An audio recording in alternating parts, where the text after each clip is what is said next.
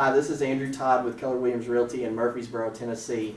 Today we'll be starting off with our first episode of hopefully what will be a long-running weekly episodic series on real estate. We're going to be talking about how to stage your home, different types of loan products, different types of ways you can invest in real estate, the advantages of real estate versus stock, a whole lot of topics. And today's first lesson is going to be why I think it's a better idea to invest in real estate as opposed to stocks. First of all, we're going to make the assumption that over the course of the last 3 or 4 years, you and or your family have saved up some money. We're just going to throw a number out there, $25,000.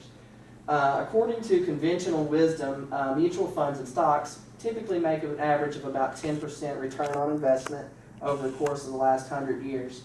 A 10% return on investment year over year of $25,000 gives you a $2,500 return on investment. At today's current capital gains tax rates that are 20%, that leaves you with an ROI of 8% and leaves you netting $2,000 after taxes have been taken out. Now, we're going to move over and take a look at investing that same $25,000 as a down payment on a house.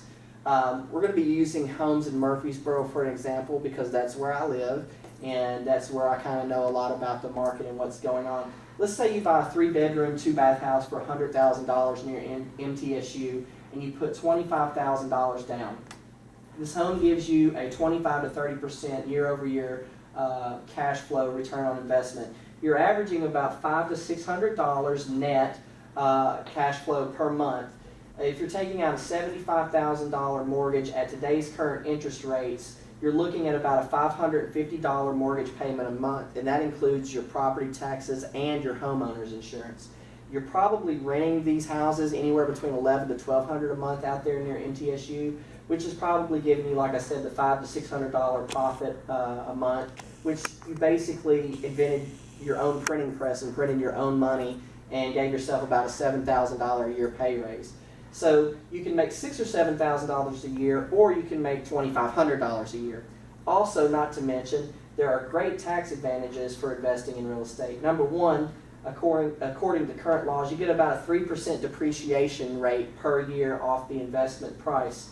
So that's going to be about $3,000 you get to write off of the $100,000. You also get a mortgage interest deduction. Someone else pays off your mortgage, and there's no Social Security or Medicare tax. Compare that to the 20% you're automatically paying in capital gains here.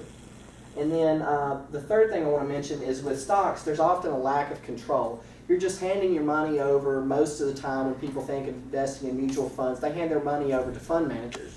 And when you hand your money over to fund managers, there's a lack of control there. They're controlling when they want to buy and sell the stocks, whereas you aren't.